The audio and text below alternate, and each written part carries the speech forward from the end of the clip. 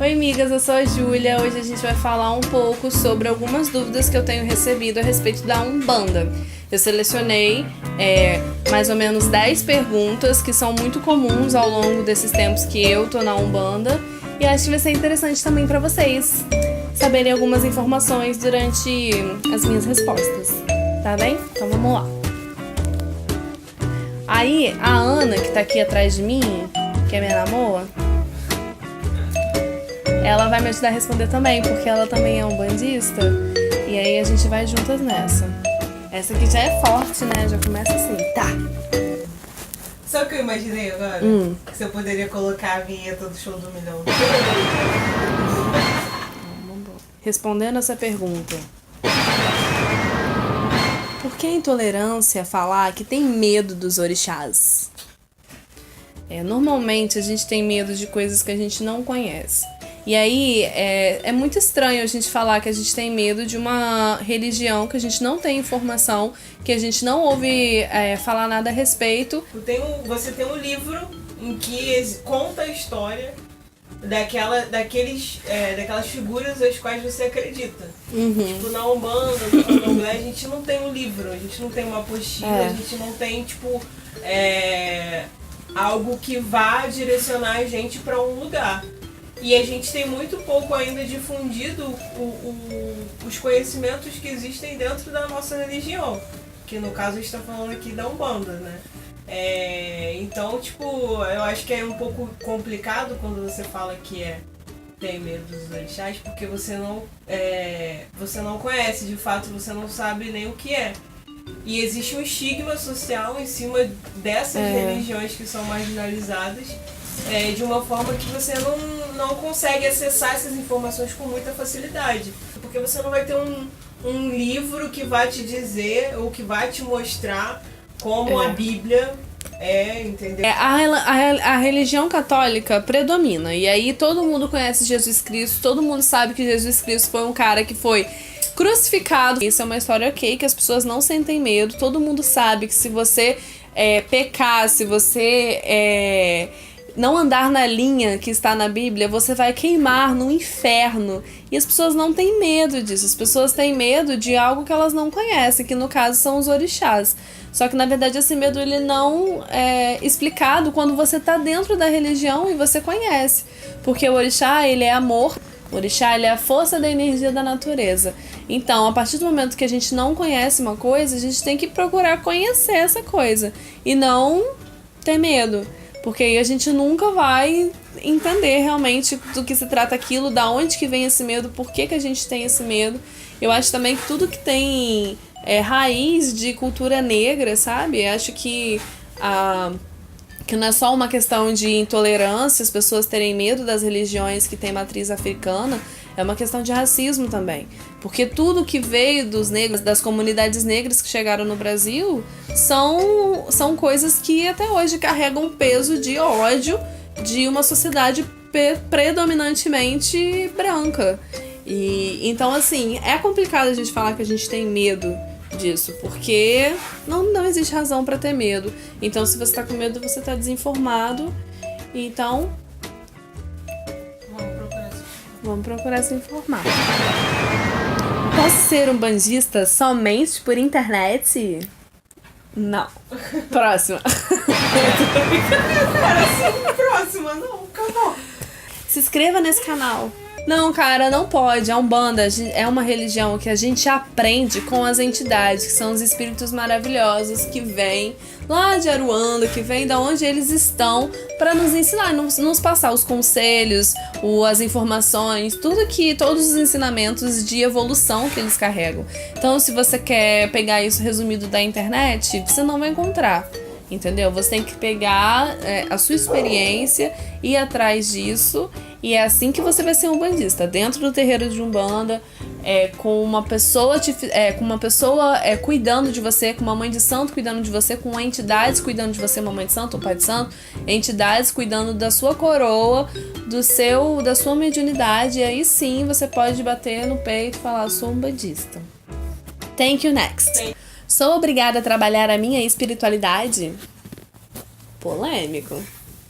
Eu acho essa polêmica. Dentro da religião da Umbanda existe o livre-arbítrio. Só que esse livre-arbítrio a gente tem, inclusive, quando a gente vai escolher a nossa encarnação, como é que a gente vai encarnar, como que a gente vai chegar nessa vida e quais são os problemas que a gente vai precisar resolver aqui.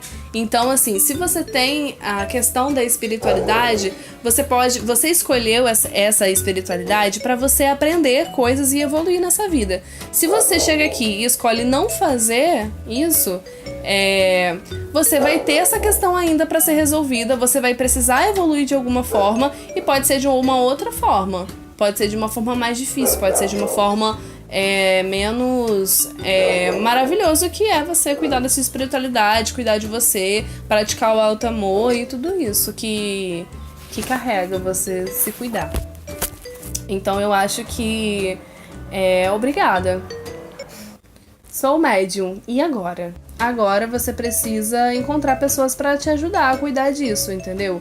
Porque se você tem a sua mediunidade aberta, isso pode ser perigoso para você se você não trabalha isso, se você não consegue controlar o que tá passando pela sua cabeça, entendeu? Então é importante que você tenha uma pessoa, um sacerdote para te orientar. Tem um espaço também espiritual que você confie, né? Isso. E você se tá bem, se tá acolhido. Sim, é muito importante você confiar nesse lugar, você confiar nas pessoas que estão cuidando de você, que estão colocando a mão na sua cabeça, entendeu? Porque a gente sabe que tem muito lugar maravilhoso, mas também tem lugares que a gente não sabe a procedência.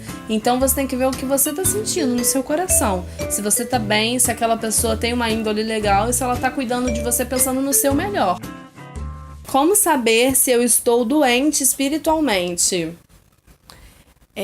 Você tem que ir no médico espiritual, que são entidades que vão chegar e vão te dizer se você tá doente ou não. Se você tá se você tá com problemas físicos e não tem razão, se você tá sentindo qualquer coisa suspeita que você já leu por aí, ou que alguém te disse, ou que dentro do seu coração você tá sentindo isso, vá ao médico espiritual, que é uma casa de umbanda, que é um sacerdote que vai saber trabalhar com os espíritos, com as entidades de umbanda para te ajudar, para você se curar da sua doença. Pra que fazer preceito? O que é o preceito? Antes da gente ir para magia, antes da gente incorporar alguma entidade, é necessário que a gente faça uma preparação espiritual para chegar e conseguir encarar bem esses processos. Se vocês também estudaram sobre isso, tiverem uma opinião diferente, quiserem complementar aqui embaixo, ou então falar, não, Júlia, não é assim que eu entendo, pode falar também, né? Porque a gente sabe que isso são coisas muito abertas, mas o que eu aprendi dentro da minha casa foi, a gente tem como se fosse uma aura aqui em volta da nossa cabeça que meio que fala a vibração que o nosso espírito tá. E aí chega uma entidade que também tem essa aura e aproxima dela da gente. Só que a vibração da aura das entidades é uma outra vibração, entendeu? Que são vibrações mais elevadas. E aí o que a gente faz? A gente precisa entrar em contato com a nossa essência mais pura, que é a nossa vibração original. E aí a gente entra em contato com essa essência pura quando a gente consegue resguardar a nossa energia. Não fazendo sexo com outras pessoas, porque existe troca de energia, não usando nenhum tipo de droga, porque a sua mediunidade pode abrir e você pode acabar perdendo um pouco dessa energia, ou recebendo energias que não são suas.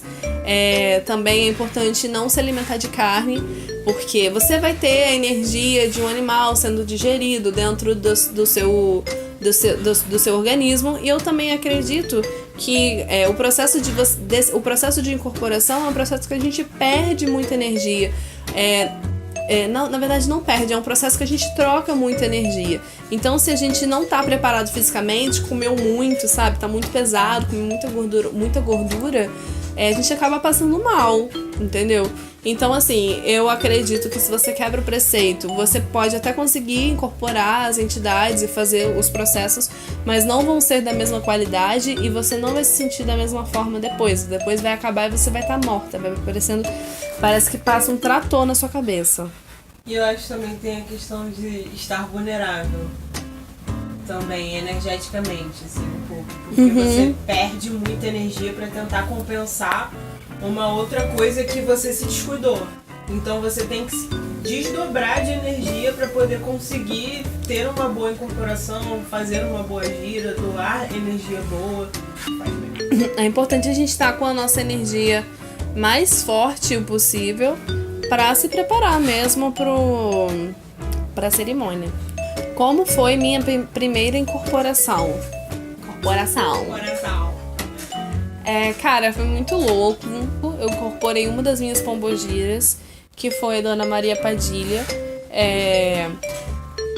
Quando a gente começa a incorporar, a gente tá muito consciente ainda. Acho que essa consciência vai ficando menos óbvia com o tempo. Mas no início é muito difícil você, principalmente a energia de Exu, que é uma energia um pouco próxima da energia humana.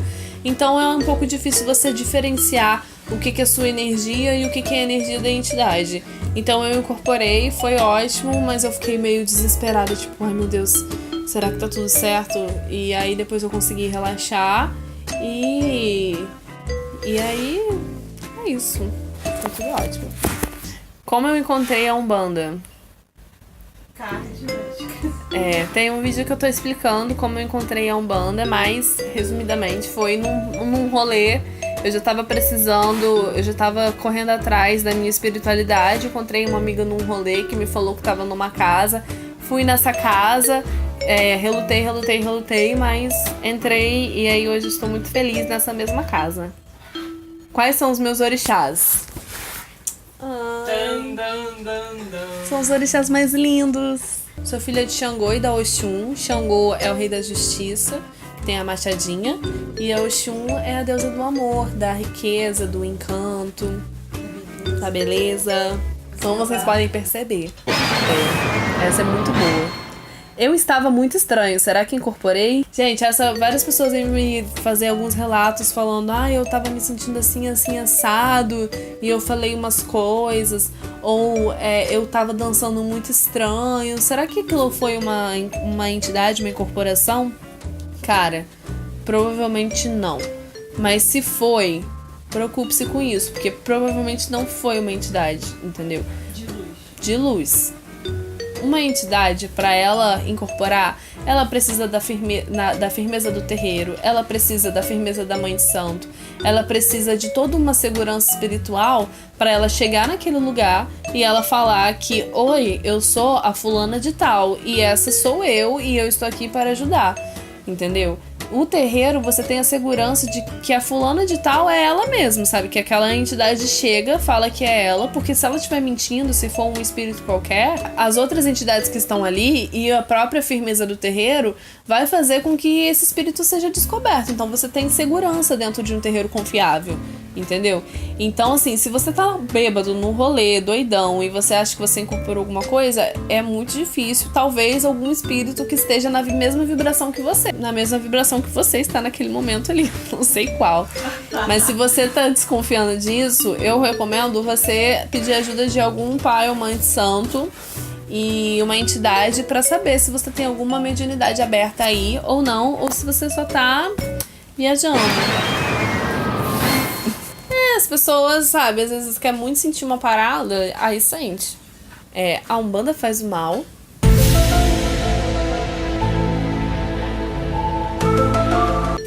Não. Então é isso, gente. Acabou o vídeo.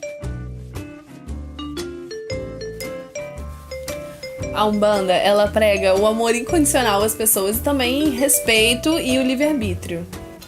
Se você tá dentro de uma casa que se diz de Umbanda, pedindo pra interferir no livre-arbítrio das pessoas, pedindo pra prejudicar as pessoas, pedindo pra passar na frente das pessoas coisas que não são do seu merecimento, as entidades de luz vão te dizer que não é do seu merecimento, entendeu?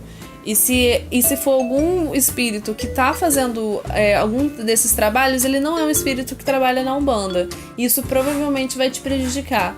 Porque nunca é legal a gente praticar coisas que interferem na vida das outras pessoas. Então isso não existe na Umbanda porque isso é contra a lei principal da Umbanda. Mas isso existe sim no mundo. Existem sim pessoas fazendo o mal para as outras pessoas. Existe gente ruim em todos os lugares. Mas a Umbanda não faz o mal. Quem faz o mal são as pessoas que utilizam da espiritualidade, que utilizam de meios de magia que seriam pro bem, pra prejudicar e pensar nos interesses próprios. É isso, meninas. Essas foram as perguntinhas que vocês mandaram pra mim. Eu vou fingir que vocês mandaram pra mim. Na verdade, são perguntinhas que eu mesma formulei. Já são 95 inscritos nesse canal. E é isso. Se você tem pessoas que têm dúvidas de Umbanda, que querem saber mais um pouco de Umbanda, manda pra elas esse vídeo. Se inscreva nesse canal. Comenta as perguntas que você acha que são perguntas pertinentes e que eu não falei aqui, que você queria saber, que eu posso te responder nos comentários. Ou então posso fazer um outro vídeo falando sobre isso. E, gente, é aquela coisa, dá um like. Vamos ser honestos um com o outro. Se você gostou, você dá um like. Se você não gostou, você dá um dislike. Entendeu? Tem que ser um ou outro. E se você quiser saber mais informações, falar um pouco mais, saber um pouco mais de Umbanda ou sobre os outros temas aí que eu tô falando por aqui, aí você se inscreve no canal que você vai receber essas informações. E é isso, meninas. Beijos.